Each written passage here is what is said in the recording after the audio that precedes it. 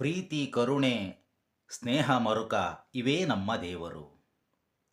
ಪ್ರೀತಿ ಕರುಣೆ ಸ್ನೇಹ ಮರುಕ ಇವೇ ನಮ್ಮ ದೇವರು.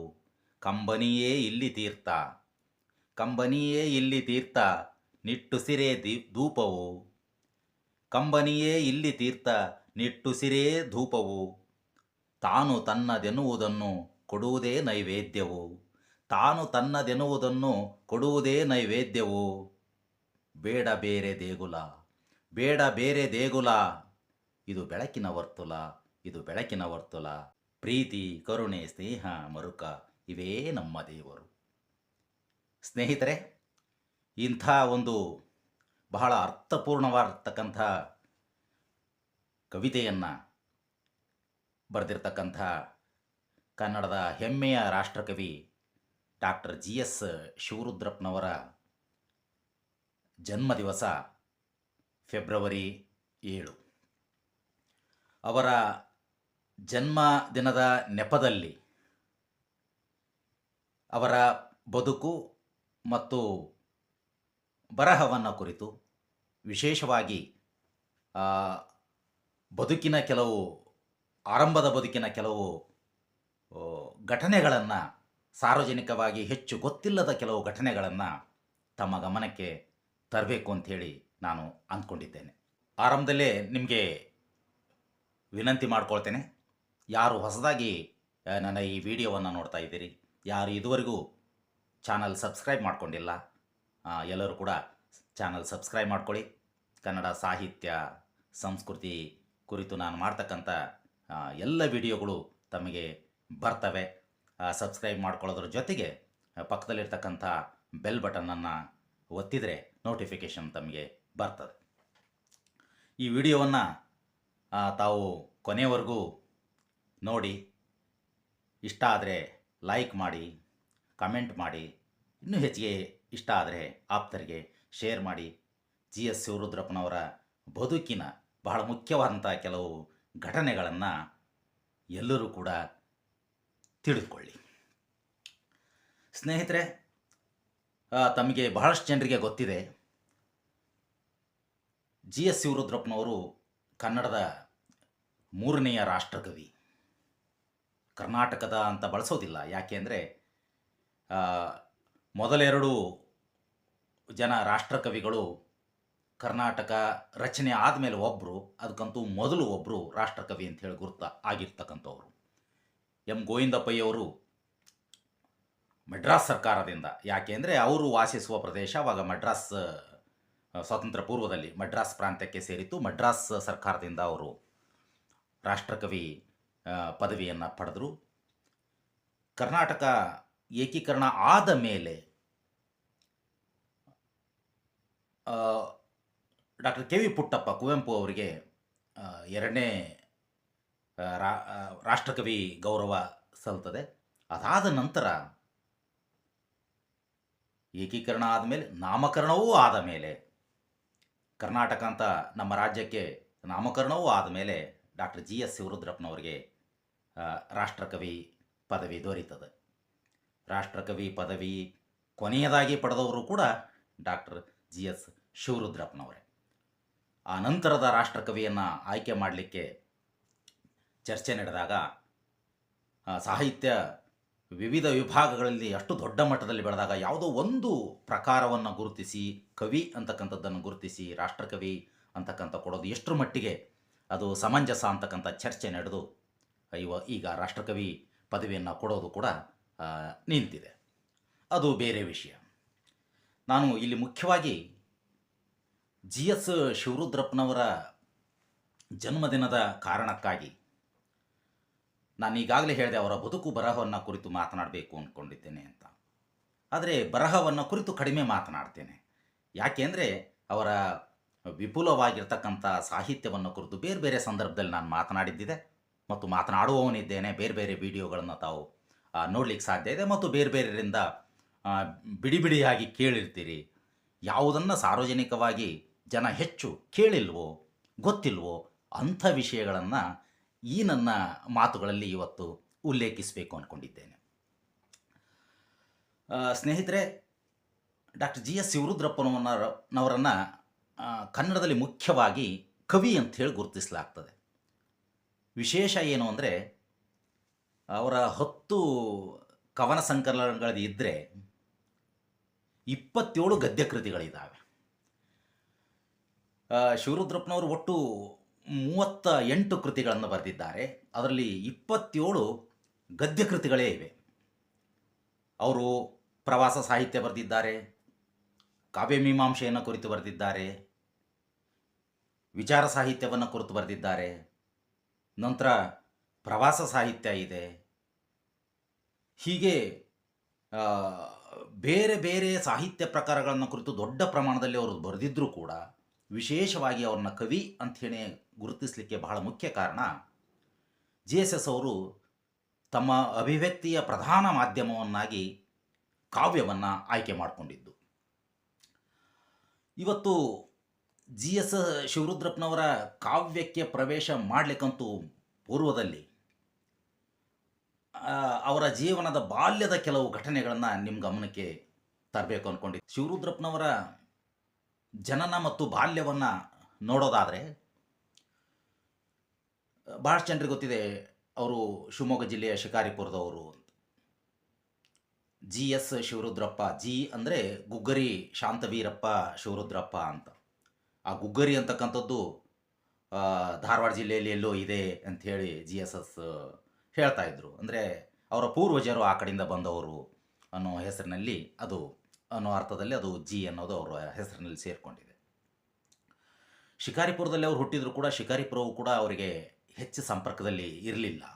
ಅಲ್ಲಿ ಹುಟ್ಟಿದ್ದಷ್ಟೇ. ಅವರಪ್ಪ ಮೇಷ್ಟ್ರಿದ್ದರು, ಪ್ರೈಮರಿ ಸ್ಕೂಲ್ ಮೇಷ್ಟ್ರಾದ ಕಾರಣಕ್ಕಾಗಿ ಈ ದಕ್ಷಿಣ ಕರ್ನಾಟಕದ ಬೇರೆ ಬೇರೆ ಕಡೆಗೆ ಅವರಿಗೆ ಪದೇ ಪದೇ ವರ್ಗವಾಗ್ತಾ ಇತ್ತು. ಹೆಚ್ಚು ಕಡಿಮೆ 3 ವರ್ಷಕ್ಕೊಮ್ಮೆ ವರ್ಗವಾಗ್ತಾ ಇತ್ತು. ಆ ಕಾರಣದಿಂದ ದಕ್ಷಿಣ ಕರ್ನಾಟಕದ ಬೇರೆ ಬೇರೆ ಭಾಗಗಳಲ್ಲಿ ಜಿ ಎಸ್ ಎಸ್ ಅವರು ಬಾಲ್ಯವನ್ನು ಕಳೆಯಬೇಕಾಯಿತು.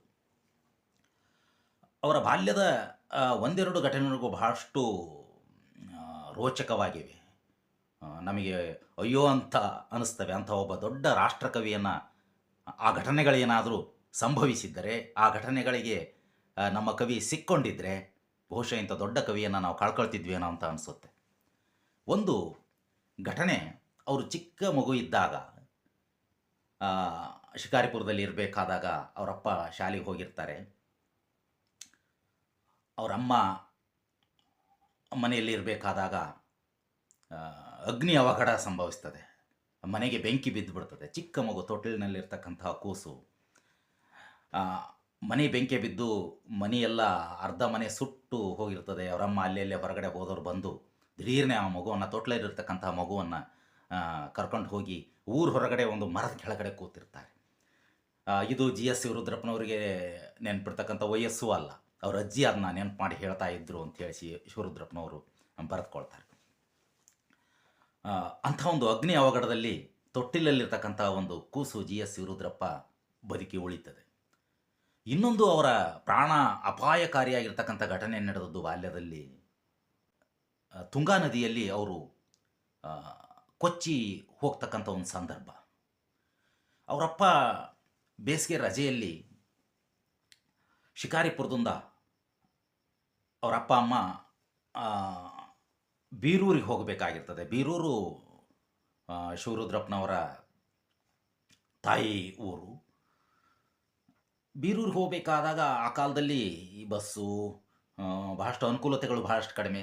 ಶಿಕಾರಿಪುರದಿಂದ ಶಿವಮೊಗ್ಗಕ್ಕೆ ಗಂಡ ಹೆಂಡತಿ ಈ ಮಗುವನ್ನು ಕರ್ಕೊಂಡು ಬರ್ತಾರೆ. ರೈಲಿಗೆ ಸಮಯ ಸಾಕಷ್ಟು ಇರ್ತದೆ. ಆವಾಗ ಈಗಿನ ಹಾಗೆ ಹೋಟೆಲ್ಗಳಿಗೆ ಹೋಗಿ ಊಟ ಮಾಡ್ತಕ್ಕಂಥದ್ದು ಇಂಥದ್ದೆಲ್ಲ ಇರಲಿಲ್ಲಲ್ಲ. ರೊಟ್ಟಿ ಬುತ್ತಿ ಕಟ್ಕೊಂಡು ಹೊರಡ್ತಾ ಇದ್ದರು. ಗಂಡ ಹೆಂಡತಿ ರೊಟ್ಟಿ ಬುತ್ತಿ ಕಟ್ಟಿಕೊಂಡು ಮಗು ಕರ್ಕೊಂಡು ಶಿವಮೊಗ್ಗಕ್ಕೆ ಬರ್ತಾರೆ. ರೈಲಿನ ಸಮಯ ಸಾಕಷ್ಟು ಇದ್ದದ್ರಿಂದ ಮಧ್ಯಾಹ್ನ ತಮ್ಮ ಹಸಿವನ್ನು ನೀಗಿಸ್ಕೊಳ್ಳಿಕ್ಕೆ, ಸಮಯವನ್ನು ಕಳೀಲಿಕ್ಕೆ ತುಂಗಾ ನದಿಯ ದಂಡೆಯಲ್ಲಿ ಕೂತು ಆ ನದಿಯನ್ನು ನೋಡ್ತಾ ಅವಳ ಸಂತೋಷದಿಂದ ಊಟ ಮಾಡಲಿಕ್ಕೆ ಅಂತ ಊಟ ಬೀಸ್ತಾರೆ. ಈ ಮಗುವಿಗೂ ರೊಟ್ಟಿ ಕೊಟ್ಟು ಗಂಡ ಹೆಂಡತಿ ರೊಟ್ಟಿ ತಿಂತಾ ಇರ್ತಾರೆ. ಈ ಮಗು ಆ ನದಿ ಹರಿತಕ್ಕಂತಹ ತೆರೆಗಳು ಬರ್ತಕ್ಕಂತಹ ಆ ದೃಶ್ಯವನ್ನು ನೋಡಿ ಬಹಳ ಖುಷಿಯಿಂದ ಆ ರೊಟ್ಟಿಯನ್ನು ಎಸಿತಾ ಎಸಿತಾ ಎಸಿತಾ ನೀರೊಳಗೆ ಹೋಗ್ತಿರ್ತದೆ. ಇದನ್ನು ಈ ಗಂಡ ಹೆಂಡತಿ ಬಹಳ ಪ್ರೀತಿಯಿಂದ ಮಾತಾಡ್ತಾ ಏನೋ ಅವ್ರದ್ದೇ ಸಂಸಾರದ ಕಷ್ಟ ಸುಖ ಮಾತಾಡ್ತಾ ಒಬ್ರಿಗೊಬ್ಬರು ಆ ಊಟವನ್ನು ಎಂಜಾಯ್ ಮಾಡ್ತಿರ್ತಾರೆ, ಊಟ ಮಾಡ್ತಿರ್ತಾರೆ. ಇನ್ನೇನು ಸ್ವಲ್ಪೇ ಹೊತ್ತಾದರೆ ಈ ಮಗು ಆ ನದಿಯಲ್ಲಿ ಕೊಚ್ಚಿಕೊಂಡು ಹೋಗ್ತಕ್ಕಂಥ ಒಂದು ಸಂದರ್ಭ, ಯಾರೋ ಕೂಗಿ ಹೇಳ್ತಾರೆ. ಗಂಡ ಹೆಂಡತಿ ಓಡಿ ಹೋಗಿ ಆ ಮಗುವನ್ನು ಎತ್ತಿಕೊಳ್ತಾರೆ.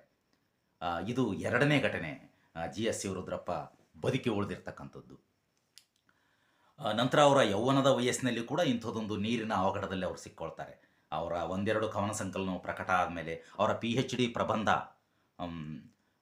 ಆದಮೇಲೆ ಅವರು ಬನಾರಸ್ ಕಾಶಿಗೆ ಹೋಗಿರ್ತಾರೆ. ಕಾಶಿಗೆ ಅವರ ಬಹಳ ಆಪ್ತ ಮಿತ್ರನಾಗಿರ್ತಕ್ಕಂಥ ಪ್ರಭುಶಂಕರ್ ಜೊತೆಗೆ ಹೋದಾಗ ಇನ್ನೊಬ್ಬರು ಇರ್ತಾರೆ ಜೊತೆಗೆ. ಅಲ್ಲಿ ಕಾಶಿಯಲ್ಲಿ ಸ್ನಾನ ಮಾಡೋಕ್ಕೆ ಅಂಥೇಳಿ ಈ ಹೊರಟಾಗ ಈ ಪ್ರಭುಶಂಕರ್ ಏನು ಹೇಳ್ತಾರೆ, ನಾನು ಸ್ನಾನ ಮಾಡೋದಿಲ್ಲ ಅಂಥೇಳಿ ಕೂತ್ಕೊಂಡಿರ್ತಾರೆ ಹೊರಗೆ ಹಿಂದೆ ದಂಡೆ ಮೇಲೆ. ಶಿವರುದ್ರಪ್ಪ ಇನ್ನೊಬ್ಬರು ಸ್ನೇಹಿತರು ನದಿಯಲ್ಲಿ ಸ್ನಾನ ಮಾಡ್ತಿರ್ತಾರೆ. ಅಂಥ ಸಂದರ್ಭದಲ್ಲಿ ಈ ಪ್ರಭುಶಂಕರ್ಗೆ ಏನು ತಿಳಿತೋ ಏನೋ, ಸ್ನಾನ ಮಾಡೋಕ್ಕೆ ಒಲ್ಲೆ ಅಂತ ಹೇಳಿದ್ರೆ ದಿಢೀರ್ನೇ ಮನಸ್ಸು ಬದಲ ಮಾಡಿ ನದಿಗೆ ನುಗ್ಗಿಬಿಡ್ತಾರೆ. ನದಿಯ ಸೆಳವು ತುಂಬ ಇರ್ತದೆ. ಅಂಥ ಸಂದರ್ಭದಲ್ಲಿ ಇವ್ರಿಗಂತೂ ಒಂದು ಹೆಜ್ಜೆ ಮುಂದಕ್ಕೆ ಹೋಗ್ತಾರೆ. ಇವ್ರು ಹಿಂದಿಂದ ಬಂದಿರತಕ್ಕಂಥ ಪ್ರಭುಶಂಕರು ಅವ್ರು ಒದ್ದಾಡಕ್ಕೆ ಶುರು ಮಾಡ್ತಾರೆ, ಬರೋಕ್ಕಾಗೋದಿಲ್ಲ ಮೇಲೆ. ಅವ್ರನ್ನ ಉಳಿಸ್ಲಿಕ್ಕೆ ಅಂತ ಇವ್ರು ಹೋಗಿ ಇವರು ಕೂಡ ಕೆಳಗಡೆ ಹೋಗ್ತಾರೆ. ನದಿಯಲ್ಲಿ ಇನ್ನೇನು ಕೊಚ್ಚಿಕೊಂಡು ಹೋಗೋ ಸಂದರ್ಭ.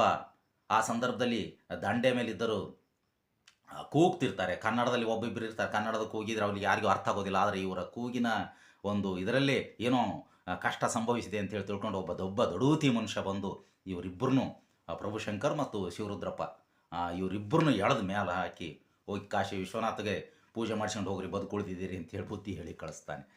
ಇಂಥ 3 ಸಾವಿನ ಅಂಚಿಗೆ ಹೋಗಿ ಬದುಕಿದಿರ್ತಕ್ಕಂಥವ್ರು ಡಾಕ್ಟರ್ ಜಿ ಎಸ್ ಶಿವರುದ್ರಪ್ಪನವರು. ನಂತರ ಶಿಕಾರಿಪುರದಿಂದ ಇವರ ಬಾಲ್ಯವನ್ನು ಹೆಚ್ಚು ಕಳೆದದ್ದು ಹೊನ್ನಾಳಿಯಲ್ಲಿ. ಪ್ರಾಥಮಿಕ ಶಿಕ್ಷಣವನ್ನು ಹೊನ್ನಾಳಿಯ ತುಂಗಭದ್ರಾ ನದಿಯ ದಂಡೆಯಲ್ಲೇ ಇವರ ಶಾಲೆ ಇರ್ತದೆ. ಅಲ್ಲಿ ಇವರ ಕಾವ್ಯದ ಒಂದು ಅಭಿವ್ಯಕ್ತಿಗೆ ಒಂದು ಪ್ರಾಥಮಿಕ ಮೆಟ್ಟಲು ಬಿತ್ತೇನೋ ಅಂತ ನನಗನ್ನಿಸುತ್ತೆ. ಆ ನದಿ ಉಕ್ಕಿ ಬರ್ತಕ್ಕಂಥದ್ದು, ಅದನ್ನೆಲ್ಲ ಆ ದೃಶ್ಯವನ್ನು ಇವರ ಕಾವ್ಯದ ಮನಸ್ಸನ್ನು ರೂಪಿಸಲಿಕ್ಕೆ ಒಂದು ಹಿನ್ನೆಲೆಯಾಗಿ ಕೆಲಸ ಮಾಡಿದ್ವು ಅಂತ ಅನಿಸುತ್ತೆ. ಆ ಪ್ರಾಥಮಿಕ ಶಾಲೆಯಲ್ಲಿ ಅವ್ರು ಹೇಳ್ತಾರೆ, ನಾನು ಕ್ಲಾಸ್ನಲ್ಲಿ ಪಾಠ ಕೇಳೋದಕ್ಕಿಂತ ಕಿಟಕಿಯಲ್ಲಿ ಆ ನದಿಯನ್ನು ನೋಡ್ತಕ್ಕಂಥದ್ರಲ್ಲಿ ಹೆಚ್ಚು ತಲ್ಲೀನನಾಗಿರ್ತಿದ್ದೆ ಅಂತ. ತರಗತಿಯ ಕೋಣೆಯ ಹೊರಗಡೆಯಿಂದನೇ ಕಲಿಕೆ ಬಹಳ ದೊಡ್ಡ ಪ್ರಮಾಣದಲ್ಲಿ ಆಗ್ತಿರ್ತದೆ ಅಂತಕ್ಕಂಥದ್ದನ್ನು ನಾವು ಗಮನಿಸ್ಬೋದು. ಅಲ್ಲಿ ಹೇಳ್ತಾರೆ ನೀರಿನ ತೇರು ಅಂತ. ಅಂದರೆ ಆ ಹೆಣ್ಮಕ್ಳು ಕೊಡದ ಮೇಲೆ ಕೊಡ, ಕೊಡದ ಮೇಲೆ ಕೊಡ, ದೊಡ್ಡ ಕೊಡದ ಮೇಲೆ ಸಣ್ಣ ಕೊಡ ಇಟ್ಕೊಂಡು ತೇರಿನ ರೀತಿಯಲ್ಲಿ ತಲೆ ಮೇಲೆ ನೀರನ್ನು ಹೊತ್ತುಕೊಂಡು ಬರ್ತಿರ್ತಕ್ಕಂಥದ್ದು. ಜೊತೆಗೆ ಡ್ರಮ್ಗಳಲ್ಲಿ, ಗಾಡಿಗಳಲ್ಲಿ, ಹೋಟೆಲ್ಗಳಿಗೆ ಅಲ್ಲಿಗೆ ನೀರನ್ನು ತುಂಗಭದ್ರಾ ನದಿಯಿಂದ ಜನ ತುಂಬಿಕೊಂಡು ಹೋಗ್ತಕ್ಕಂಥ ಎತ್ತಿನ ಗಾಡಿಗಳು.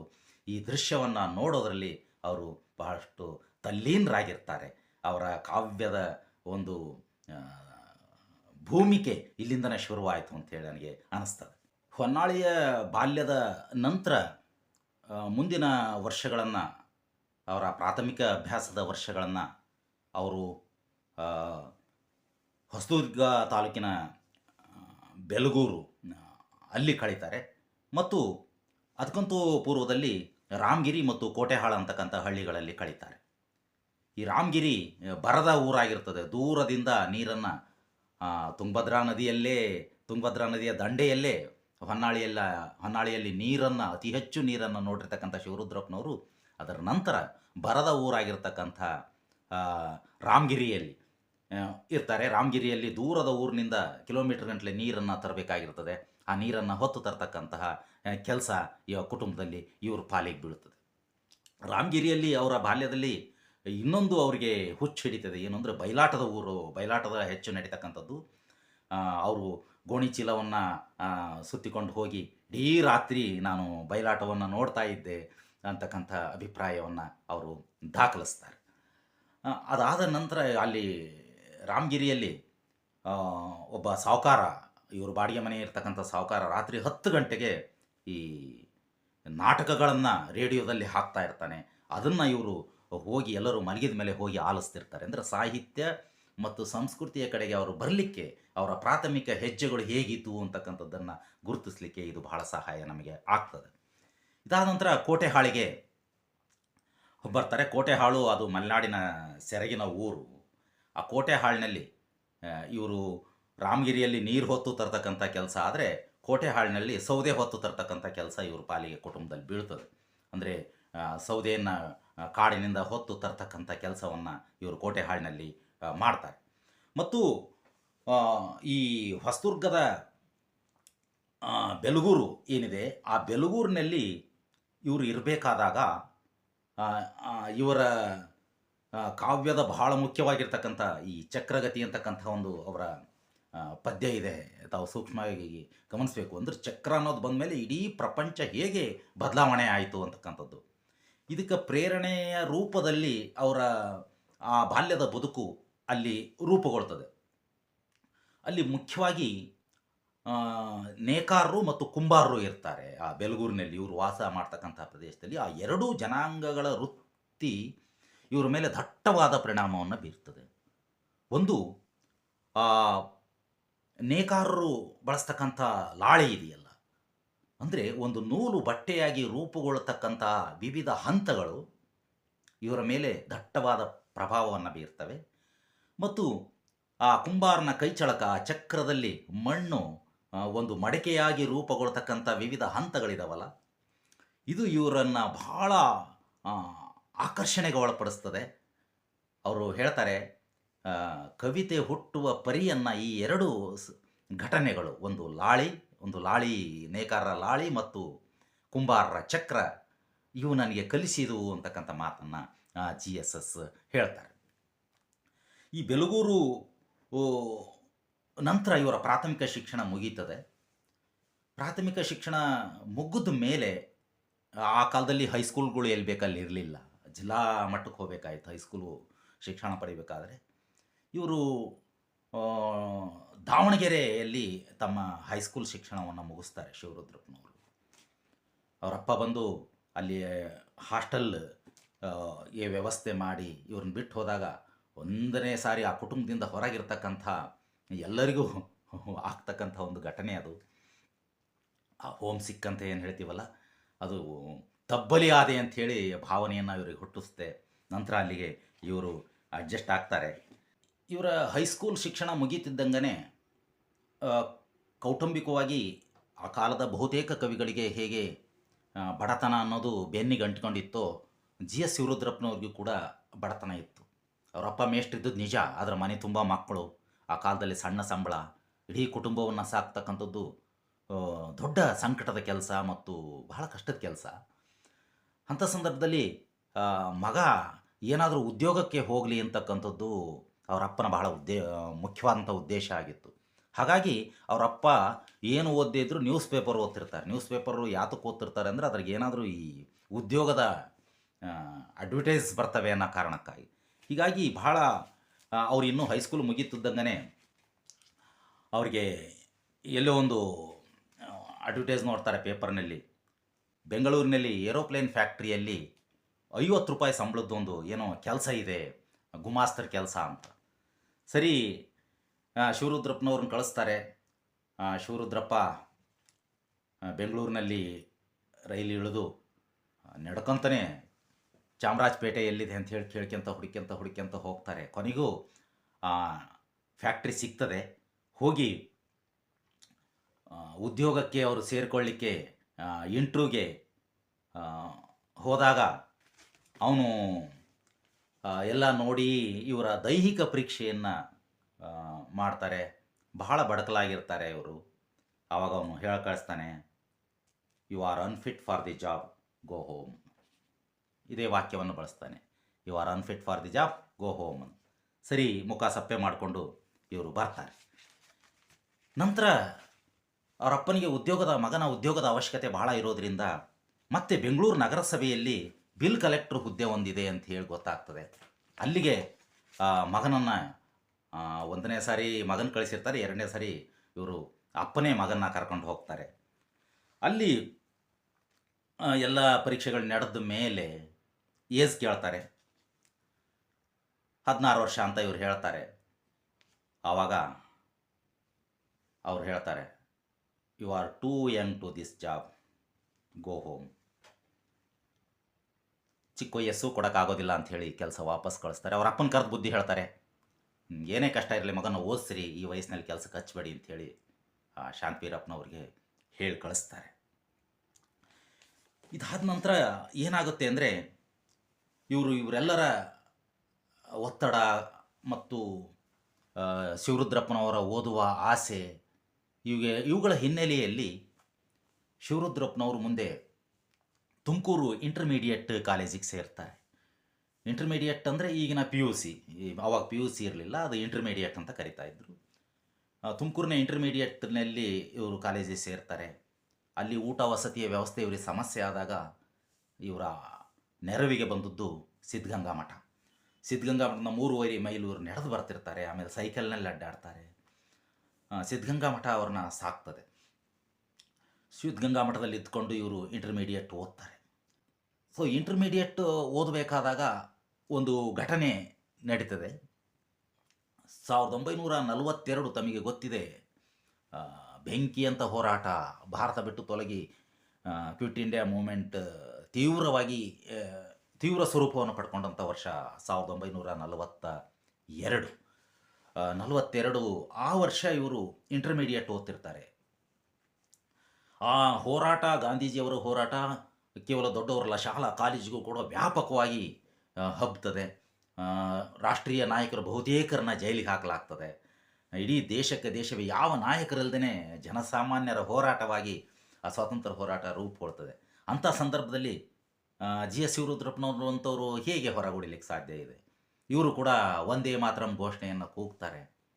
ಒಂದೇ ಮಾತರಂ ಘೋಷಣೆಯನ್ನು ಕೂಗಿದ್ದು ಮತ್ತು ಬ್ರಿಟಿಷರ ಕಣ್ಣಿಗೆ ಗುರಿಯಾಗಿದ್ದು ಇದು ಅವರ ಅಪ್ಪನಿಗೆ ಗೊತ್ತಾಗ್ತದೆ. ಆ ಸಂದರ್ಭದಲ್ಲಿ ಅವರ ಅಪ್ಪ ಅಕ್ಕಿರಾಂಪುರದಲ್ಲಿ ಹೆಡ್ ಮಾಸ್ಟರ್ ಆಗಿರ್ತಾರೆ. ಅವರು ಇಮಿಡಿಯೇಟಾಗಿ ಮಗನನ್ನು ನೀನು ಓದೋದು ಸಾಕು ಅಂಥೇಳಿ ವಾಪಸ್ ಕರ್ಸ್ಕೊಂಡ್ಬಿಡ್ತಾರೆ. ಇಂಟರ್ಮೀಡಿಯೇಟ್ ಓದೋದು ಅರ್ಧಕ್ಕೆ ನಿಂತು ಶಿವರುದ್ರಪ್ಪ ಮನೆಗೆ ಹೋಗಬೇಕಾಗ್ತದೆ.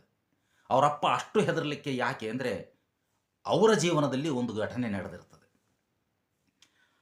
ಏನು ನಡೆದಿರ್ತದೆ ಅಂದರೆ ಬಹಳ ಸ್ವಾರಸ್ಯಕರವಾದ ಘಟನೆ ಅದು. ಅವರು ಹಿಂದಿನ ಶಾಲೆಯಲ್ಲಿದ್ದಾಗ ಒಂದು ಸ್ವಾತಂತ್ರ್ಯ ಹೋರಾಟಗಾರರು ಸಭೆಗಳು, ಕಾಂಗ್ರೆಸ್ ಅಂದರೆ ಈಗಿನ ಪಕ್ಷ ಕಾಂಗ್ರೆಸ್ ಅಲ್ಲ, ಅವಾಗ ಕಾಂಗ್ರೆಸ್ ಅಂದರೆ ಬ್ರಿಟಿಷರ ವಿರುದ್ಧ ಹೋರಾಡ್ತಕ್ಕಂಥ ಭಾರತೀಯರೆಲ್ಲರಿಗೂ ಕೂಡ ಕಾಂಗ್ರೆಸ್ನಲ್ಲೇ ಇದ್ರಲ್ಲ. ಆ ಕಾಂಗ್ರೆಸ್ನವರು ಹೋರಾಟವನ್ನು, ಬ್ರಿಟಿಷ್ ಸಾಮ್ರಾಜ್ಯದ ವಿರುದ್ಧ ಹೋರಾಟವನ್ನು ಮಾಡ್ತಾಯಿದ್ರು ಸ್ವಾತಂತ್ರ್ಯ ಹೋರಾಟಗಾರರು. ಇವರು ಮೇಷ್ಟ್ರಿರ್ತಕ್ಕಂಥ ಶಾಲೆಯ ಊರಿನಲ್ಲೂ ಕೂಡ ಒಂದು ದಿವಸ ಹೋರಾಟ ನಡೀತಿರ್ತದೆ. ಅಲ್ಲಿ ಬಂದವರು ಅವ್ರು ಯಾರೋ ಕೇಳ್ತಾರೆ, ಒಂದು ಸಭೆ ಮಾಡ್ತೀವಿ, ಒಂದೆರಡು ಚೇರ್ ಕೊಡಿ ಅಂತೇಳಿ. ಇವರು 2-3 ಚೇರನ್ನು ಕೊಟ್ಟಿರ್ತಾರೆ ಒಂದು ಗಂಟೆ ಸಭೆ ಮಾಡಲಿಕ್ಕೆ ಇವರಪ್ಪ ಶಾಂತವೀರಪ್ಪ ಮೇಷ್ಟ್ರು. ಆ ಚೇರ್ ಕೊಟ್ಟದ್ದು ಬ್ರಿಟಿಷ್ ಸರ್ಕಾರಕ್ಕೆ ಗೊತ್ತಾಗ್ತದೆ. ಬ್ರಿಟಿಷ್ ಸರ್ಕಾರದ ವಿರುದ್ಧ ಚಳುವಳಿ ಮಾಡ್ತಕ್ಕಂಥ ಹೋರಾಟಗಾರರಿಗೆ ಸರ್ಕಾರಿ ನೌಕರರಾದ ನೀವು ಚೇರ್ ಕೊಟ್ಟದ್ದು ಅಪರಾಧ ಅಂಥೇಳಿ ಬ್ರಿಟಿಷ್ ಸರ್ಕಾರ ಇವರನ್ನು ನೀರಿಲ್ಲದ ಊರಿಗೆ ಟ್ರಾನ್ಸ್ಫರ್ ಮಾಡುತ್ತೆ ಶಿಕ್ಷೆಯ ರೂಪದಲ್ಲಿ. ಇದು ಶಾಂತವೀರಪ್ಪನವ್ರಿಗೆ ಗೊತ್ತಿರ್ತದೆ. ಮತ್ತು ತುಂಬ ಕುಟುಂಬವನ್ನು ಸಾಕಲಿಕ್ಕೆ ಅವರಿಗೆ ಇದ್ದಂಥ ಒಂದೇ ಒಂದು ಆಧಾರ ಅಂದರೆ ಅವ್ರ ನೌಕರಿ. ಹಾಗಾಗಿ ಹೆದರಿ ಅವರು ಮಗನನ್ನು ಶಾಲೆ ಬಿಡಿಸಿ, ಇಂಟರ್ಮೀಡಿಯೇಟನ್ನು ಶಾಲೆ ಬಿಡಿಸಿ ಶಿವರುದ್ರಪ್ಪನವ್ರನ್ನ ವಾಪಸ್ ಕರ್ಸ್ಕೊಳ್ತಾರೆ. ಸರಿ, ಶಿವರುದ್ರಪ್ಪನವರ ಶಿಕ್ಷಣ PUC ಫಸ್ಟ್ ಇಯರ್ ಅಂದರೆ ಇಂಟರ್ಮೀಡಿಯೇಟ್ 1ನೇ ವರ್ಷಕ್ಕೆ ಮುಗೀತು. ಬಿಟ್ಟು ಹೋದ್ಮೇಲೆ ಶಿವರುದ್ರಪ್ಪನವ್ರಿಗೆ ಉದ್ಯೋಗದ ಅವಶ್ಯಕತೆ ಬರ್ತದೆ. ಆಮೇಲೆ ಇವರು ಸಕಲೇಶ್ಪುರ ಸ್ಕೂಲ್ ರೇಂಜ್ ಆಫೀಸ್ನಲ್ಲಿ, ಸ್ಕೂಲ್ ರೇಂಜ್ ಅಂದರೆ ಈಗಿನ BO ಆಫೀಸ್ ಇದಾವಲ್ಲ ಎಜುಕೇಷನ್ ಡಿಪಾರ್ಟ್ಮೆಂಟ್ನಲ್ಲಿ, ಅವು BO ಇರಲಿಲ್ಲ. BO ಹಿಂದೆ AO ಆಫೀಸ್ ಇತ್ತು. ಅದಕ್ಕಂತೂ ಹಿಂದಿನ ಕಾಲ ಇದು. ಸ್ಕೂಲ್ ಇನ್ಸ್ಪೆಕ್ಟರ್ ಅಂತ ಇದ್ದರು. ಸ್ಕೂಲ್ ಇನ್ಸ್ಪೆಕ್ಟ್ರ್ ಆಫೀಸ್ಗಳು ಇದ್ದವು. ಆ ಸ್ಕೂಲ್ ಇನ್ಸ್ಪೆಕ್ಟರ್ ಆಫೀಸ್ನಲ್ಲಿ ಇವರು ಒಂದು 3 ತಿಂಗಳ ಕಾಲ ಗುಮಾಸ್ತರಾಗಿ ಕ್ಲರ್ಕ್ ಆಗಿ ಕೆಲಸವನ್ನು ಮಾಡ್ತಾರೆ. ಅಲ್ಲಿ ಒಂದು 100 ರೂಪಾಯಿಯನ್ನು ದುಡ್ಕೊಂಡ್ಬಂದು, 3 ತಿಂಗಳಿಗೆ 100 ರೂಪಾಯಿಯನ್ನು ದುಡ್ಕೊಂಬಂದು ಇವರು ಮತ್ತೆ ತುಮಕೂರು ಇಂಟರ್ಮೀಡಿಯೇಟ್ ಸೀನಿಯರ್ ಅಂದರೆ ಸೆಕೆಂಡ್ ಇಯರ್ PUC ಅಂತ ಏನು ಹೇಳ್ತೇವಲ್ಲ ಅದಕ್ಕೆ ಇವರು ಸೇರ್ತಾರೆ. ನೋಡಿ ಅವರ ಶಿಕ್ಷಣಕ್ಕೂ ಎಷ್ಟು ಅಡೆತಡೆಗಳಿದ್ವು ಅಂಥೇಳಿ. ಮುಂದೆ ಇವರು ಇಂಟರ್ಮೀಡಿಯೇಟ್ ಮುಗಿದ ತಕ್ಷಣವೇ ಓದಬೇಕು ಅಂತ, BA ಓದಬೇಕು ಅಂತ ಬಹಳ ಆಸೆ ಇರುತ್ತೆ ಶಿವರುದ್ರಪ್ಪನವರಿಗೆ. ಆದರೆ ಅವರ ಅಪ್ಪ ಉದ್ಯೋಗದ ನಿರೀಕ್ಷೆಯಲ್ಲಿರ್ತಾರೆ, ಮಗನಿಗೆ ಏನಾದರೂ ಒಂದು ಉದ್ಯೋಗ ಸಿಗಬೇಕು ಅಂತೇಳಿ. ಇವ್ರನ್ನ ಅನಿವಾರ್ಯವಾಗಿ ಉದ್ಯೋಗದ ಬೇಟೆಗೆ ಇವ್ರನ್ನ ಹತ್ತಾರೆ. ಕೊನೆಗೆ ಇವರು ಗುಬ್ಬಿ ತಾಲೂಕಿನಲ್ಲಿ, ತುಮಕೂರು ಜಿಲ್ಲೆಯ ಗುಬ್ಬಿ ಇದೆಯಲ್ಲ, ಗುಬ್ಬಿ ತಾಲೂಕಿನಲ್ಲಿ ಆ, ತಾಲೂಕು ಆಫೀಸಿನ ಫುಡ್ ಡಿಪಾರ್ಟ್ಮೆಂಟ್ನಲ್ಲಿ ಕ್ಲರ್ಕ್ ಆಗಿ ಸೇರಿಕೊಳ್ತಾರೆ ಶಿವರುದ್ರಪ್ಪ. ಅಂದರೆ ಒಬ್ಬ ಕವಿಯಾಗಿ, ಒಬ್ಬ ಪ್ರೊಫೆಸರ್ ಆಗಿ ಬರುವುದಕ್ಕಿಂತ ಪೂರ್ವದಲ್ಲಿ ಶಿವರುದ್ರಪ್ಪನವರ ಜರ್ನಿ ಇದೆಯಲ್ಲ, ಕಾವ್ಯದ ಕಡೆಗೆ, ಶಿಕ್ಷಣದ ಕಡೆಗೆ ಬರುವ ಜರ್ನಿ ಇದೆಯಲ್ಲ, ಎಷ್ಟು ವೈವಿಧ್ಯತೆ ಮತ್ತು ಕಲ್ಲು ಮುಳ್ಳುಗಳ ದಾರಿಯಿಂದ ಕೂಡಿತ್ತು ಅಂತಕ್ಕಂಥದ್ದನ್ನು ನಾವು ಗಮನಿಸಬೇಕು.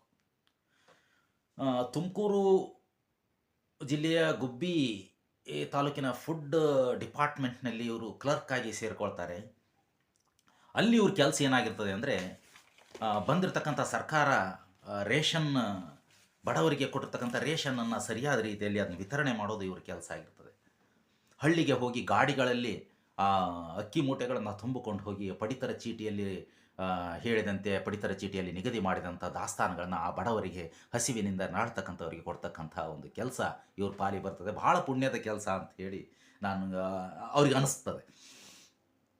ಆ ಸಂದರ್ಭದಲ್ಲಿ ಒಂದು ಸಣ್ಣ ಮಾತನ್ನು ಹೇಳ್ತಾರೆ, ಮನಸ್ಸು ಮಾಡಿದರೆ ನಾನು ಬಹಳ ದುಡ್ಡು ಮಾಡ್ಬೋದಾಗಿತ್ತಲ್ಲಿ ಅಂತ.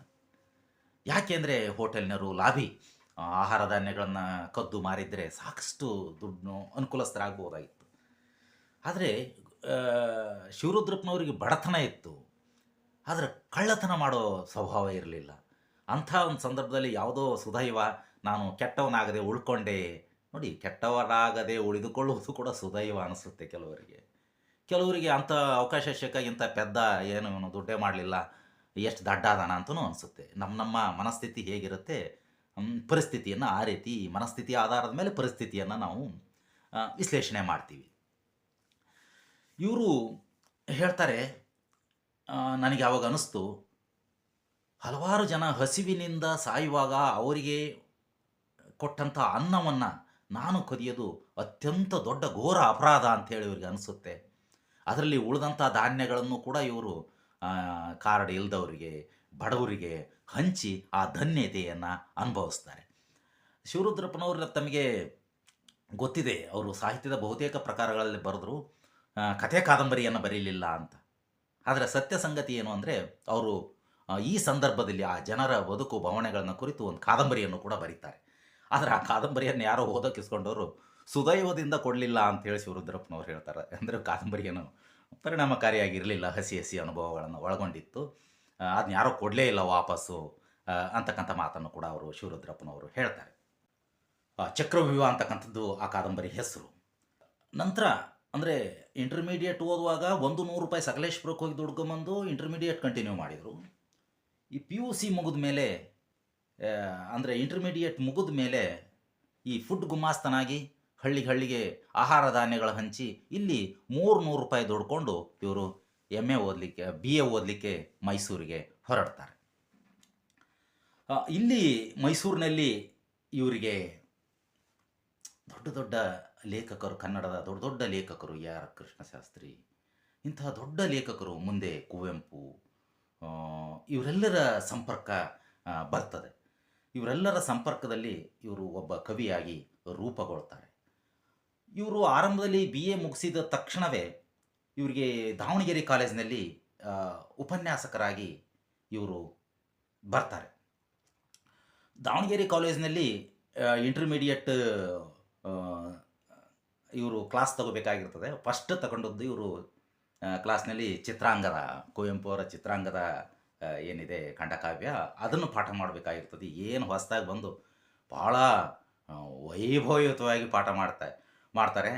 ಅವ್ರು ಹೇಳ್ತಾರೆ, ನನ್ನ ಆ ಪಾಠದ ದಾಳಿಗೆ ಅನೇಕ ವಿದ್ಯಾರ್ಥಿಗಳು ತತ್ತರಿಸಿ ಹೋದರು. ಅಂಥದ್ರಲ್ಲಿ ಮುಂದೆ ಕನ್ನಡದ ಕೆಟ್ಟ ವಿದ್ವಾಂಸರಾಗಿರ್ತಕ್ಕಂಥ M. ಚಿದಾನಂದ ಮೂರ್ತಿ ಕೂಡ ಒಬ್ಬರು ಅಂತ. ಚಿದಾನಂದ ಮೂರ್ತಿ ಅವರು ಆ ಕ್ಲಾಸ್ನಲ್ಲಿ ವಿದ್ಯಾರ್ಥಿಯಾಗಿರ್ತಾರೆ. ಮುಂದೆ ಇವರಿಗೆ ಸಹೋದ್ಯೋಗಿ ಆದರು ಅವರು. ಇವರು ಫಸ್ಟ್ ಪಾಠ ಮಾಡೋಕ್ಕೆ ಹೋದಾಗ ಆ ಫಸ್ಟ್ ಕ್ಲಾಸ್ನಲ್ಲಿ ಚಿದಾನಂದ ಮೂರ್ತಿ ಕೂಡ ವಿದ್ಯಾರ್ಥಿಯಾಗಿ ಇರ್ತಾರೆ. ನಂತರ ಇವರು ಶಿವಮೊಗ್ಗ ಸಹ್ಯಾದ್ರಿ ಕಾಲೇಜಿನಲ್ಲಿ 2 ವರ್ಷ ಕೆಲಸ ಮಾಡ್ತಾರೆ. ಮತ್ತೆ ಇವರು ಏನು ಮಾಡ್ತಾರೆ ಅಂದರೆ, MA ಓದಲಿಕ್ಕೆ ಅಂಥೇಳಿ ಇವರು ಪ್ರಯತ್ನ ಮಾಡ್ತಾರೆ. ದಾವಣಗೆರೆ ಕಾಲೇಜಿಂದ ಇವರಿಗೆ ಮತ್ತೆ ಮೈಸೂರಿಗೆ ವರ್ಗ ಆಗ್ತದೆ. ಮೈಸೂರಿನಲ್ಲಿ ಇವರು ಯುವರಾಜ ಕಾಲೇಜಿನಲ್ಲಿ ಉಪನ್ಯಾಸಕ, ಮಹಾರಾಜ ಕಾಲೇಜಿನಲ್ಲಿ ವಿದ್ಯಾರ್ಥಿ. ಅಂದರೆ BA ಮುಗಿದಿರ್ತದೆ, MA ಓದಲಿಕ್ಕೆ ಇವರು ಮಹಾರಾಜ ಕಾಲೇಜ್ ಸೇರಿಕೊಳ್ತಾರೆ. ನಂತರ ನಾನು ಹೇಳಿದ ಹಾಗೆ GS ಶಿವರುದ್ರಪ್ಪನವರಿಗೆ AR ಕೃಷ್ಣಶಾಸ್ತ್ರಿ, ಕುವೆಂಪು, ದೊಡ್ಡ ದೊಡ್ಡ ಲೇಖಕರ ಪರಿಚಯ ಆಗ್ತದೆ. ಮುಂದೆ 1960ರಲ್ಲಿ ರಾಷ್ಟ್ರಕವಿ ಕುವೆಂಪು ಅವರ ಮಾರ್ಗದರ್ಶನದಲ್ಲಿ ಇವರು PhD ಕೂಡ ಮಾಡ್ತಾರೆ. ರಾಷ್ಟ್ರಕವಿ ಕುವೆಂಪು ಅವರು ಇಬ್ಬರಿಗೆ PhD ಮಾರ್ಗದರ್ಶನ ಮಾಡಿದ್ದು. ಒಬ್ಬರು ಪ್ರಭುಶಂಕರು, ಇನ್ನೊಬ್ಬರು ಡಾಕ್ಟರ್ GS ಶಿವರುದ್ರಪ್ಪ. ಅವರಿಬ್ಬರಲ್ಲಿ ಇವರು ಕೂಡ ಒಬ್ಬರು. ಉಸ್ಮಾನಿಯಾ ವಿಶ್ವವಿದ್ಯಾಲಯಕ್ಕೆ ಇವರು ಡೆಪ್ಯುಟೇಷನ್ ಮೇಲೆ ಹೋಗ್ತಾರೆ. ಅಲ್ಲಿ ರಾಜಕಾರಣಕ್ಕೆ ಎಲ್ಲಿಯ ಮೈಸೂರು ವಿಶ್ವವಿದ್ಯಾಲಯದ ರಾಜಕಾರಣದಿಂದಾಗಿ ಇವ್ರನ್ನ ಅಲ್ಲೇ ಬಿಡ್ತಕ್ಕಂಥ, ಮೈಸೂರಿಗೆ ಕರೆಸ್ಕೋಬಾರ್ದು ಅಂತಕ್ಕಂಥ ಪ್ರಯತ್ನಗಳು ನಡೀತದೆ. ಮುಂದೆ ದೊಡ್ಡ ದೊಡ್ಡ ಏನು ಈ ಶೈಕ್ಷಣಿಕ ವಲಯದ ರಾಜಕಾರಣ ಇವ್ರನ್ನ ಹಿಂಡಿ ಹಿಪ್ಪೆ ಮಾಡ್ತದೆ. ಹೀಗೆ ಈ ಬದುಕು ಸಾಗಿ ಹೋಗ್ತದೆ. ಇವರ ಕಾವ್ಯದ ಜೀವನವನ್ನು, ಬರವಣಿಗೆಯ ಜೀವನವನ್ನು ನೋಡೋದಾದರೆ, ಇವರಿಗೆ ಕಾವ್ಯದ ಅಭಿವ್ಯಕ್ತಿಯ ಒಂದು ಆರಂಭದ ಬರವಣಿಗೆ ಹುಟ್ಟಿದ್ದು ಇವ್ರದ್ದು ಹೈಸ್ಕೂಲಿನ ವಯಸ್ಸಿನಲ್ಲಿ. ಇವರು ದಾವಣಗೆರೆಯಲ್ಲಿ ನಾನು ಹೈಸ್ಕೂಲ್ ಓದಿದ್ರು ಅಂತ ಹೇಳಿದ್ನಲ್ಲ. ದಾವಣಗೆರೆಯ ಹೈಸ್ಕೂಲ್ನಲ್ಲಿ ಓದಬೇಕಾದಾಗ ಅಲ್ಲಿ ರೇವಣಪ್ಪ ಅಂತ ಒಬ್ಬ ಮೇಷ್ಟ್ರು ಇರ್ತಾರೆ. ನಿಮಗೆ ಆಶ್ಚರ್ಯ ಅನಿಸ್ಬೋದು. ರೇವಣಪ್ಪ ಕನ್ನಡದ ಮೇಷ್ಟ್ರಲ್ಲ, ಗಣಿತದ ಮೇಷ್ಟ್ರು. ಮೊಟ್ಟ ಮೊದಲನೇದಾಗಿ ಇವರಿಗೆ ಸಾಹಿತ್ಯದ ಒಂದು ಪ್ರೇರಣೆಯನ್ನು ಕೊಟ್ಟಂಥವರು ಈ ರೇವಣಪ್ಪ ಅಂತಕ್ಕಂಥ ಗಣಿತದ ಮೇಷ್ಟ್ರು. ಅವರು ಹಾಸ್ಟೆಲ್ ವಾರ್ಡನ್ ಕೂಡ ಆಗಿರ್ತಾರೆ. ಪ್ರತಿ ವಾರ ಇಂಥ ವಿಷಯದ ಬಗ್ಗೆ ಒಬ್ಬೊಬ್ಬರು ಏನಾದರೂ ಒಂದು ಕೃತಿ ಬಗ್ಗೆ ಮಾತನಾಡಬೇಕು ಅಂತಕ್ಕಂಥ ಒಂದು ನಿಯಮವನ್ನು ಮಾಡಿ ಅದನ್ನು ಅವರು ಚಾಲ್ತಿಯಲ್ಲಿ ತರ್ತಾರೆ. ಈ ರೇವಣಪ್ಪ ಮಾಸ್ಟ್ರು, ಗಣಿತದ ಮೇಷ್ಟ್ರು, ಸ್ಕೂಲ್ನಲ್ಲಿ ಅವರಿಗೆ ಯಾರಾದರೂ ಮೇಷ್ಟ್ರು ಬರದೇ ಇದ್ದರೆ ಹೆಚ್ಚುವರಿ ಪೀರಿಯಡ್ ಹಾಕ್ತಾರಲ್ಲ, ಆ ಹೆಚ್ಚುವರಿ ಪೀರಿಯಡ್ನಲ್ಲಿ ಹೋಗಿ ಗಣಿತ ಪಾಠ ಮಾಡೋದಿಲ್ಲ ಅವರು. ಈಗ ನಿಮಗೆ ಗಣಿತದ ಮೇಷ್ಟ್ರು ಗೊತ್ತು. ನಿಮಗೆ ಶಾಲೆಯಲ್ಲಿ ಇರ್ತಕ್ಕಂಥ ಎಲ್ಲ ಮೇಷ್ಟ್ರು ಪೀರಿಯಡ್ ಕೊಟ್ಟರು ಅವ್ರು ಗಣಿತ ಮಾಡ್ತಾರೆ. 8 ಪೀರಿಯಡ್ ಕೊಟ್ಟರು ಗಣಿತ ಮಾಡ್ತಾರೆ, ಮತ್ತೆ 8 ಕೊಟ್ಟರು ಕೂಡ ಅವ್ರು ಗಣಿತನೇ ಮಾಡ್ತಿರ್ತಾರೆ. ಆದರೆ ಆ ರೇವಣಪ್ಪ ತಮ್ಮ ಗಣಿತದ ಪೀರಿಯಡ್ನಲ್ಲಿ ಗಣಿತ ಪಾಠ ಮಾಡಿ ಹೆಚ್ಚುವರಿ ಪೀರಿಯಡ್ನಲ್ಲಿ ಅವರು ಸಾಹಿತ್ಯದ ಪಾಠವನ್ನು ಮಾಡ್ತಿರ್ತಾರೆ. ಎಂಥ ಉತ್ತಮ ಕೃತಿಗಳು ಬಂತು, ಎಂಥ ಹೊಸದಾಗಿ ಯಾವ ಕೃತಿಗಳನ್ನು ಬರೆದಿದ್ದಾರೆ, ಈ ರೀತಿಯ ಚರ್ಚೆಯನ್ನು, ಸಾಹಿತ್ಯ ಮತ್ತು ಸಂಸ್ಕೃತಿಯ ಚರ್ಚೆಯನ್ನು ಕ್ಲಾಸ್ ರೂಮ್ನಲ್ಲಿ ಮಾಡ್ತಿರ್ತಾರೆ. ಇಲ್ಲಿ ಇವರು ಅವರ ಪ್ರೇರಣೆಯಿಂದ ಒಂದು ಪದ್ಯವನ್ನು ಬರೀತಾರೆ ನೋಡಿ. ಅದು ಹೇಗಿದೆ: ಇರುವೆಯೊಂದು ತನ್ನ ಮರಿಗೆ ನೀರ ನೀಜು ಕಲಿಸಲೆಂದು, ಇರುವೆಯೊಂದು ತನ್ನ ಮರಿಗೆ ನೀರಲೀಜು ಕಲಿಸಲೆಂದು ಹರಿವ ತೊರೆಯ ಬದಿಗೆ ಬಂದು ನಿಂತುಕೊಂಡಿತು. ಹೀಗೇನೋ ಒಂದು ಬರೀತಾರೆ. ಬರೆದದ್ದನ್ನು ರೇವಣಪ್ಪ ನೋಡಿ ಬೆಂತಟ್ಟಿ, ಶಬಾಷ್, ನೀನು ಭಾಳ ಚೆನ್ನಾಗಿ ಬರೀತೀಯಾ, ಬರಿ ಅಂತ ಹೇಳಿ ಪ್ರೋತ್ಸಾಹವನ್ನು ಕೊಡ್ತಾರೆ. ನೋಡಿ, ಆರಂಭದ ಬರಹವನ್ನು ಇಲ್ಲಿ ನಾನು ಇನ್ನೊಂದು ಘಟನೆ ಹೇಳಬೇಕು. ಹೀಗೆ ನೋಡಿ, ಗಣಿತದ ಒಬ್ಬ ಅಧ್ಯಾಪಕ ಶಿವರುದ್ರಪ್ಪನವರ ಕಾವ್ಯವನ್ನು ಈ ರೀತಿ ಮೆಚ್ಚಿಕೊಂಡು ಅವರಿಗೆ ಬೆಂತಟ್ಟಿದರು. ನಾವು ಕನ್ನಡದ ಅಧ್ಯಾಪಕರೇ ಒಂದೊಂದು ಸಾರಿ ಏನಾಗುತ್ತೆ ಅಂತ ಎಲ್ಲ ಸಂದರ್ಭದಲ್ಲೆಲ್ಲ. ಮುಂದೆ ಇವರು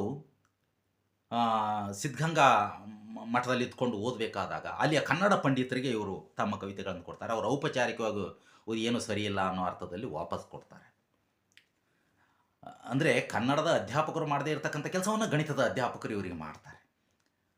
ಈ ಬೆಂತಟ್ಟಿ ಇವ್ರನ್ನ ಕಳಿಸ್ತಾರೆ. ನಂತರ ಇವರು ಮುಂದೆ ಹೈಸ್ಕೂಲ್ನಲ್ಲಿ ಈ ರೀತಿ ಪ್ರೋತ್ಸಾಹ ಸಿಗ್ತದೆ. ಆಮೇಲೆ ಇಂಟರ್ಮೀಡಿಯೇಟ್ನಲ್ಲಿ ಸಿಗೋದಿಲ್ಲ. ನಂತರ ಹೋಗಿ ಇವರು ಮೈಸೂರಿನಲ್ಲಿ ತೋಸು ಶಾಮರಾಯರ ಸಂಪರ್ಕಕ್ಕೆ ಬರ್ತಾರೆ. ಶಾಮರಾಯರು ಅವರ ಬಹಳ ಪ್ರಸಿದ್ಧ ಕವಿತೆ ಇದೆಯಲ್ಲ, GSS ಅವರು ಎದೆ ತುಂಬಿ ಹಾಡಿದನು ಅಂದು ನಾನು, ಅದು ಶಾಮರಾಯರನ್ನ ಕುರಿತು. ಅವ್ರು ಏನಾರ ಬರೀಲಿ, ಅವರು ನಸ್ಯ ಏರ್ಸಿ ಅಂತ ಚಾಮುಂಡಿ ಬೆಟ್ಟದ ತಪ್ಪಲಿನಲ್ಲಿ ವಾಕ್ ಹೋಗ್ತಾ ಅಲ್ಲಿ ಮೋರಿ ಮೇಲೆ ಕುತ್ಕೊಂಡು ಏನು ಬರೆದಿಯಾ, ಓದಯ್ಯ ನೋಡೋಣ ಅಂಥೇಳಿ ಅವ್ರನ್ನ ಓದಿಸ್ತಿರ್ತಾರೆ. ಕಾವ್ಯವನ್ನು ಹೊಸದನ್ನು ನಾವು ಬರೀಲಿಕ್ಕೆ ಪ್ರೋತ್ಸಾಹವನ್ನು ಕೊಡ್ತಾರೆ. ಅದಕ್ಕೆ ಅವರು ಬರೀತಾರೆ, ಎದೆ ತುಂಬಿ ಹಾಡಿದೆನು ಅಂದು ನಾನು ಅಂತ ಹೇಳ್ತಕ್ಕಂಥದ್ದು. ಎದೆ ತುಂಬಿ ಹಾಡಿದ್ದು ಅವರು ಮನವಿಟ್ಟು ಕೇಳಿದಿರಿ ನೀವು ಅಂದು ನೀವು. ಅಂದರೆ ಅಷ್ಟು ಪ್ರೀತಿಯಿಂದ ತೋಸು ಶಾಮರಾಯರು ಅವ್ರನ್ನ ಬೆಳೆಸ್ತಾರೆ. ಮುಂದೆ 1951ರಲ್ಲಿ ತಳುಕಿನ ವೆಂಕಣ್ಣಯ್ಯ ಗ್ರಂಥಮಾಲೆ ಆರಂಭ ಆಗುತ್ತೆ. ಆರಂಭ ಆದಾಗ ಆ, ಈ ಸಾಮಗಾನ ಅಂತಕ್ಕಂಥ ಅವರ ಮೊದಲನೆಯ ಕವನ ಸಂಕಲನ ಪ್ರಕಟ ಆಗುತ್ತೆ. ಹೀಗೆ ಜಿ ಎಸ್ ಎಸ್ ಅವರ ಕಾವ್ಯದ ಒಂದು ಜರ್ನಿ ಶುರುವಾಗುತ್ತೆ. ಮುಂದೆ ಅವರಿಗೆ ಕುವೆಂಪು ಅವರು ದೊಡ್ಡ ಪ್ರಭಾವವನ್ನು ಬೀರ್ತಾರೆ. ಆರಂಭದಲ್ಲಿ ಅವರ ಪ್ರಭಾವದಿಂದ ನಾನು ಬರದೆ, ನಂತರ ಆ ಪ್ರಭಾವದಿಂದ ಬಿಡಿಸ್ಕೊಂಡೆ ಅಂತಕ್ಕಂಥ ಮಾತನ್ನು ಕೂಡ ಜಿ ಎಸ್ ಎಸ್ ಹೇಳ್ತಾರೆ. ಹೀಗೆ ತಮ್ಮ ಬದುಕಿನ ಕಷ್ಟದ ದಾರಿಯಲ್ಲಿ ಸಾಗಿ ಬಂದಿರತಕ್ಕಂಥ ಡಾಕ್ಟರ್ ಜಿ ಎಸ್ ಶಿವರುದ್ರಪ್ಪನವರು ಎಷ್ಟು ದೊಡ್ಡ ಒಂದು ಹೆಮ್ಮರವಾಗಿ ಕನ್ನಡ ಸಾಹಿತ್ಯದಲ್ಲಿ ಬೆಳೆದರು. ಎಷ್ಟು ಕವನ ಸಂಕಲನಗಳು, ಸೌಂದರ್ಯ ಸಮೀಕ್ಷೆ, ವಿಮರ್ಶೆಯ ಪೂರ್ವ ಪಶ್ಚಿಮ, ಇಂಥ ಅದ್ಭುತ, ಮಾಸ್ಕೋದಲ್ಲಿ 22 ದಿನಗಳು, ಇಂಥ ಅದ್ಭುತ ಕೃತಿಗಳನ್ನು ಅವರು ರಚನೆ ಮಾಡಿದರು. ಆಮೇಲೆ ಮಹಾಕಾವ್ಯಗಳನ್ನು ಕುರಿತು, ಪಾಶ್ಚಾತ್ಯ ಮತ್ತು ಪೌರಾತ್ಯ ಕಾವ್ಯಗಳನ್ನು ಕುರಿತು ದೊಡ್ಡ ಕೃತಿಗಳನ್ನು ಅವರು ಬರೆದರು. ಅವರು ಸ್ವತಃ ಬರೆಯೋದ್ರ ಜೊತೆಗೆ ಅವ್ರು ಮಾಡಿರ್ತಕ್ಕಂಥ ಇನ್ನೊಂದು ದೊಡ್ಡ ಕೆಲಸ, ಬೆಂಗಳೂರು ವಿಶ್ವವಿದ್ಯಾಲಯದಲ್ಲಿ ಅವರು ಒಂದು ಬರಹಗಾರರ ತಂಡವನ್ನು, ವಿದ್ವಾಂಸರ ತಂಡವನ್ನು ರೂಪಿಸಿದ್ದು. ಅವರು ಅಲ್ಲಿ ನಡೆಸ್ತಕ್ಕಂಥ ಅಧ್ಯಯನ ಶಿಬಿರಗಳು, ಕಮ್ಮಟಗಳು ಉತ್ಕೃಷ್ಟ ಮಟ್ಟದವಾಗಿದ್ವು ಅಂಥೇಳಿ ಆ ಕಾಲದ ಅದನ್ನು ಕಂಡಂಥವರು ಅನೇಕ ಕಡೆ ದಾಖಲಿಸಿದ್ದಾರೆ. ಬಹಳ ಶಿಸ್ತುಬದ್ಧವಾಗಿರ್ತಕ್ಕಂಥ ಜೀವನ ಅವ್ರದ್ದಾಗಿತ್ತು. ಎಷ್ಟು ಶಿಸ್ತುಬದ್ಧವಾಗಿತ್ತು ಅನ್ನೋದನ್ನು ನಾನು ಕೂಡ ಗಮನಿಸಿದ್ದೇನೆ. ಅವರಿಗೆ ರಾಷ್ಟ್ರಕವಿ ಪದವಿ ಘೋಷಣೆ ಆದಾಗ ಕುಪ್ಪಳಿಗೆ ಅವ್ರನ್ನ ಕರೆಸಿ ಸನ್ಮಾನ ಮಾಡುವ ಸಂದರ್ಭದಲ್ಲಿ ನಾನು ಅಲ್ಲಿದ್ದೆ. ಅದೇ ಸಂದರ್ಭದಲ್ಲೇ ನಾನು ಸಿ ರುದ್ರಪ್ಪನವರನ್ನು ನೋಡಿದ್ದು ಮೊದಲ ಸಾರಿ ಮತ್ತು ಕೊನೆಯ ಸಾರಿ ಕೂಡ ಅದೇ ಆಗಿತ್ತು. ಶಿವರುದ್ರಪ್ಪನವರ ಈ ಒಂದು ದೊಡ್ಡ ಒಂದು ಕಾವ್ಯದ ಜರ್ನಿ ಇದೆಯಲ್ಲ, ಸಾಹಿತ್ಯದ ಜರ್ನಿ, ಇದು ಇಡೀ ಕನ್ನಡದ ಒಂದು ಸಾಹಿತ್ಯ ಲೋಕದಲ್ಲಿ ಮಾಡಿರ್ತಕ್ಕಂಥ ಪ್ರಭಾವ ಬಹಳ ದೊಡ್ಡ ಮಟ್ಟದ್ದು. ಹಾಗಾಗಿ ಅವರಿಗೆ ಸಹಜವಾಗಿಯೇ ಅವರ ಬಡತನ ಎಲ್ಲಿ ಬೆಂದು ಬಂದರೂ ಕೂಡ ಅವರ ಕಾವ್ಯಕ್ಕೆ ಮನ್ನಣೆಯೂ ಕೂಡ ಸಿಕ್ತು. ಅವರಿಗೆ ರಾಜ್ಯ ಸಾಹಿತ್ಯ ಅಕಾಡೆಮಿ ಬಂತು, ಕೇಂದ್ರ ಸಾಹಿತ್ಯ ಅಕಾಡೆಮಿ ಬಂತು, ನಂತರ ಸೋವಿಯತ್ ಲ್ಯಾಂಡ್ ನೆಹರು ಪ್ರಶಸ್ತಿ ಬಂತು, ಪಂಪ ಪ್ರಶಸ್ತಿ ಬಂತು, ನಾಡೋಜ ಕನ್ನಡ ವಿಶ್ವವಿದ್ಯಾಲಯದ ನಾಡೋಜ ಪ್ರಶಸ್ತಿ ಬಂತು, ನೃಪತುಂಗ ಅವಾರ್ಡ್, ಕನ್ನಡದ ದೊಡ್ಡ ಅವಾರ್ಡು ನೃಪತುಂಗ ಅವಾರ್ಡ್ ಬಂತು, ಮತ್ತು ಕನ್ನಡ ಸಾಹಿತ್ಯ ಲೋಕದಲ್ಲಿ ರಾಜ್ಯ ಸರ್ಕಾರ ಕೊಡ್ತಕ್ಕಂಥ ಅತಿ ದೊಡ್ಡ ಪ್ರಶಸ್ತಿ ಪಂಪ ಪ್ರಶಸ್ತಿ ಕೂಡ ಅವರಿಗೆ ಬಂತು. ಇಂಥ ಜಿ ಎಸ್ ಶಿವರುದ್ರಪ್ಪನವರು ತಮ್ಮ 87 ವರ್ಷಗಳ ಕಾಲ ತುಂಬು ಜೀವನವನ್ನು ನಡೆಸಿ ಡಿಸೆಂಬರ್ 23, 2013ರಲ್ಲಿ ನಮ್ಮನ್ನು ಅಗಲಿದರು. ಫೆಬ್ರವರಿ 7, 1926ರಲ್ಲಿ ಹುಟ್ಟಿದಂಥ ಈ ದೊಡ್ಡ ಕವಿ 87 ವರ್ಷಗಳ ತುಂಬು ಜೀವನವನ್ನು ನಡೆಸಿ ಡಿಸೆಂಬರ್ 23, 2013ರಲ್ಲಿ ನಮ್ಮನ್ನು ಅಗಲಿದರು. ಜಿ ಎಸ್ ಶಿವರುದ್ರಪ್ಪನವರ ಎಲ್ಲ ಬರಹಗಳನ್ನಲ್ಲದ್ರೂ ಕೆಲವು 1, 2, 3 ಈ ಸಂದರ್ಭಕ್ಕೆ ತಕ್ಕ ಹಾಗೆ ಶಿವರುದ್ರಪ್ಪನವರ ಕಾವ್ಯವನ್ನು ಬಹಳಷ್ಟು ಸುಮಧುರವಾಗಿ ಹಾಡಿ ಭಾವನಾತ್ಮಕವಾಗಿ ಅವರನ್ನು ಒಂದು ಬಹಳ ಮೃದುವಾದ ಕವಿ ಅನ್ನೋ ರೀತಿಯಲ್ಲಿ ತೋರಿಸಿದ್ದಿದೆ. ಆದರೆ ತುಂಬ ರ್ಯಾಷನಲ್ ಆಗಿರ್ತಕ್ಕಂಥ ಬರಹಗಳನ್ನು ಅವ್ರು ಬರೆದಿದ್ದಾರೆ. ಕೋಮುವಾದದ ಬಗ್ಗೆ ಅವರು ಬರೆದದ್ದನ್ನು ನೋಡಿಬಿಟ್ರೆ ನೀವು ಆಶ್ಚರ್ಯ ಅನಿಸುತ್ತೆ. ಅದು ಬೇರೆ ಸಂದರ್ಭದಲ್ಲಿ ನಾನು ಮಾತನಾಡ್ತೇನೆ. ಈ ಸಂದರ್ಭಕ್ಕೆ ತಕ್ಕ ಹಾಗೆ, ಈ ಸಂದರ್ಭಕ್ಕೆ ನಮ್ಮ ಕಣ್ಣನ್ನು ತೆರೆಸಬಹುದಾದಂತಹ ಅವರ ಕಾವ್ಯದ ಕೆಲವು ಸಾಲುಗಳನ್ನು ನಿಮಗೆ ನಾನು ಓದಿ ಹೇಳಬೇಕು ಅಂದ್ಕೊಂಡಿದ್ದೇನೆ. ಕೇವಲ ಸಾಂಕೇತಿಕವಾಗಿ, ಸಾಂದರ್ಭಿಕವಾಗಿ ಮಾತ್ರ. ನೋಡಿ, ಈ ಕೋಮುದೇಶದ ಬಗ್ಗೆ ಜಿ ಎಸ್ ಎಸ್ ಹೇಳೋದು ಹೀಗೆ: ಎಲ್ಲೆಲ್ಲಿಯೂ ದ್ವೇಷದ ಹೊಗೆ, ಒಣ ರೋಷದ ಕಿಚ್ಚು. ಎಲ್ಲೆಲ್ಲಿಯೂ ದ್ವೇಷದ ಹೊಗೆ, ಒಣ ರೋಷದ ಕಿಚ್ಚು. ದಹಿಸುತ್ತಿದೆ ಜೀವನವನು, ಏನಿದು ಬರೀ ಹುಚ್ಚು. ದಹಿಸುತ್ತಿದೆ ಜೀವನವನು, ಏನಿದು ಬರೀ ಹುಚ್ಚು. ಕೋಮುವಾದಿಗಳಿಗೆ ಅವ್ರು ಹೇಳ್ತಕ್ಕಂಥ ಮಾತು: ನುಗ್ಗದಿರಿ ತೊಂಡು ಗೂಳಿಗಳಾಗಿ ಹೊಲದಲ್ಲಿ, ನುಗ್ಗದಿರಿ ತೊಂಡು ಗೂಳಿಗಳಾಗಿ ಹೊಲದಲ್ಲಿ, ಮುರಿಯಬೇಡಿರೋ ಎಳೆಯ ಮೊಳಕೆಗಳನ್ನು, ಮುರಿಯಬೇಡಿರೋ ಎಳೆಯ ಮೊಳಕೆಗಳನ್ನು. ಮಲಗಿದ ಹೊತ್ತು ಇಲಿ ಹೆಗ್ಗಣಗಳಾಗಿ ಮುಕ್ಕದಿರಿ, ಮಲಗಿದ ಹೊತ್ತು ಇಲಿ ಹೆಗ್ಗಣಗಳಾಗಿ ಮುಕ್ಕದಿರಿ. ನಾಳೆಗೆಂದಿಟ್ಟುಕೊಂಡ ಗ್ರಾಸಗಳನ್ನು. ಹೀಗೆ ಕೋಮುವಾದಕ್ಕೆ ಮತ್ತು ಕೋಮುವಾದಿಗಳಿಗೆ ಇಷ್ಟು ಉಗ್ರವಾಗಿ ಪ್ರತಿಭಟಿಸ್ತಕ್ಕಂಥ, ಕಾವ್ಯದ ಮೂಲಕ ಪ್ರತಿಭಟಿಸ್ತಕ್ಕಂಥ ಶಿವರುದ್ರಪ್ಪನವರು ದೇವರು ಅಂದರೆ ಹೇಗಿರ್ತಾನೆ, ದೇವರು ಎಲ್ಲಿದ್ದಾನೆ ಅಂತಕ್ಕಂಥದ್ದನ್ನು ಹೇಳೋದು ಹೀಗೆ. ಎಲ್ಲೋ ಹುಡುಕಿದೆ ಇಲ್ಲದ ದೇವರ ಕಲ್ಲು ಮಣ್ಣುಗಳ ಗುಡಿಯೊಳಗೆ. ಬೇಕಾದ್ರೆ ಸಿಮೆಂಟು ಕಬ್ಬಣದ ಗುಡಿಯೊಳಗೆ ಅಂತ ನೀವು ಓದ್ಕೋಬಹುದು. ಆ ಸಂದರ್ಭದಲ್ಲಿ ಕಲ್ಲು ಮಣ್ಣಲ್ಲಿ ಕಟ್ತಾ ಇದ್ರು ದೇವಸ್ಥಾನವನ್ನು. ಸಿಮೆಂಟು ಕಬ್ಬಣ ಬಳಕೆ ಇರಲಿಲ್ಲ, ಆ ಕಾರಣಕ್ಕೆ ಹಾಗೆ ಬರೆದಿದ್ದಾರೆ. ಎಲ್ಲೋ ಹುಡುಕಿದೆ ಇಲ್ಲದ ದೇವರ ಕಲ್ಲು ಮಣ್ಣುಗಳ ಗುಡಿಯೊಳಗೆ, ಇಲ್ಲೇ ಇರುವ ಪ್ರೀತಿ ಸ್ನೇಹಗಳ ಗುರುತಿಸದಾದೆನು ನಿಮ್ಮೊಳಗೆ. ಹತ್ತಿರವಿದ್ದೂ ದೂರ ನಿಲ್ಲುವೆವು ನಮ್ಮ ಅಹಮ್ಮಿನ ಕೋಟೆಯಲ್ಲಿ. ಎಷ್ಟು ಕಷ್ಟವೋ ಹೊಂದಿಕೆ ಎಂಬುದು 4 ದಿನದ ಈ ಬಾಳಿನಲ್ಲಿ. ಹೀಗೆ ದೇವರನ್ನು ನಾವು ಎಲ್ಲಿ ಕಂಡುಕೊಳ್ಬೇಕು ಅಂತಕ್ಕಂಥದ್ದನ್ನು GSS ಹೇಳುವುದು ಹೀಗೆ. ಕೊನೆಗೆ ಅವರ ಒಂದು ಪದ್ಯದ ಕೆಲವು ಸಾಲುಗಳನ್ನು ಓದಿ ನನ್ನ ಮಾತನ್ನು ನಾನು ಮುಗಿಸ್ತೇನೆ. GSS ಮುಗಿಸ್ಲಿಕ್ಕಂತೂ ಮೊದಲು GSSರ ತಾತ್ವಿಕತೆ, GSSರ ಕಾವ್ಯದ ತಾತ್ವಿಕತೆಯನ್ನು ನಾನು ಹೇಳಬೇಕು. ಈ ದೇಶದಲ್ಲಿ ಹುಟ್ಟಿರ್ತಕ್ಕಂತಹ ಯಾವುದೇ ಜಾತಿ, ಧರ್ಮ, ಯಾವುದೇ ಜನಾಂಗಕ್ಕೆ ಸೇರಿರ್ತಕ್ಕಂಥ ಎಲ್ಲರೂ ಕೂಡ ಕೂಡಿ ಬಾಳಬೇಕು ಅಂತಕ್ಕಂಥ ತಾತ್ವಿಕತೆಯನ್ನು GSS ಕಾವ್ಯ ಮತ್ತು ಅವರ ಅನೇಕ ಬರಹಗಳು ಕಟ್ಟಿಕೊಡ್ತವೆ. ಕನ್ನಡದ ಬಹಳ ದೊಡ್ಡ ಬರಹಗಾರರು ಯಾರು ಕೂಡ ಕೋಮುವಾದಿಗಳು, ಮೂಲಭೂತವಾದಿಗಳು ಆಗಿರಲಿಲ್ಲ. ಇತ್ತೀಚೆಗೆ ಯಾರೋ ಕೆಲವರು ಹಾಗೆ ಬರೀಬಹುದು. ಆದರೆ ದೊಡ್ಡ ದೊಡ್ಡ ಲೇಖಕರು, ಪ್ರಮುಖ ಲೇಖಕರು ಯಾರೂ ಕೂಡ, ಎಲ್ಲರೂ ಕೂಡ ಎಲ್ಲ ಜಾತಿ ಧರ್ಮದವರು ಕೂಡಿ ಬದುಕುವುದನ್ನೇ ಕುವೆಂಪು ಹೇಳಿದರು, ಎಲ್ಲ ದೊಡ್ಡ ಲೇಖಕರು ಹೇಳಿದ್ದಾರೆ. ಅದೇ ಕೆಲಸವನ್ನು GSS ಕೂಡ ಮಾಡಿದರು. ಅವರ ಬಹಳ ಸಿಟ್ಟು ಅಂದರೆ ಸಾತ್ವಿಕ ಸಿಟ್ಟಿನಲ್ಲಿ ಅವರು ಈ ಕೋಮುವಾದ ದೇಶವನ್ನು ಹೇಗೆ ಹಾಳು ಮಾಡ್ತಾ ಇದೆ ಅಂತಕ್ಕಂಥ ಮಾತನ್ನು ಒಂದು ಕವಿತೆಯಲ್ಲಿ ಹೇಳ್ತಾರೆ. ಆ ಕವಿತೆಯನ್ನು ಓದಿ ನನ್ನ ಮಾತನ್ನು ಮುಗಿಸ್ತೇನೆ, ಗಮನಿಸಿ. ಹೊತ್ತಿಕೊಂಡಿದೆ ಬೆಂಕಿ ಮಂದಿರಕ್ಕೆ, ಮಸೀದಿಗೆ, ಚರ್ಚಿಗೆ. ಹೊತ್ತಿಕೊಂಡಿದೆ ಬೆಂಕಿ ಮಂದಿರಕ್ಕೆ, ಮಸೀದಿಗೆ, ಚರ್ಚಿಗೆ. ಚಲಿಸುತ್ತಿರುವ ರೈಲಿಗೆ, ಓಡುತ್ತಿರುವ ಬಸ್ಸಿಗೆ, ಹಾರುವ ವಿಮಾನಕ್ಕೆ, ಆಕಾಶಕ್ಕೆ ಮುಡಿ ಎತ್ತಿ ನಿಂತಿರುವ ಸೌಧಗಳಿಗೆ. ಹೊತ್ತಿಕೊಂಡಿದೆ ಬೆಂಕಿ ಬಡವರ ಜೋಪಡಿಗಳಿಗೆ, ತಿನ್ನುವ ಅನ್ನಕ್ಕೆ, ಕುಡಿಯುವ ನೀರಿಗೆ. ಬಹುಕಾಲದಿಂದ ಹೊತ್ತಿಕೊಂಡಿದೆ ಬೆಂಕಿ ತಿನ್ನುವ ಅನ್ನಕ್ಕೆ, ಕುಡಿಯುವ ನೀರಿಗೆ. ಕೊನೆಯ ಸಾಲನ್ನು ಗಮನಿಸಿ. ಬಹುಕಾಲದಿಂದ ಹೇಗೋ ಕಾಪಾಡಿಕೊಂಡು ಬಂದಿರುವ ಪಾರಿವಾಳಗಳ ಗೂಡಿಗೆ. ಧನ್ಯವಾದ.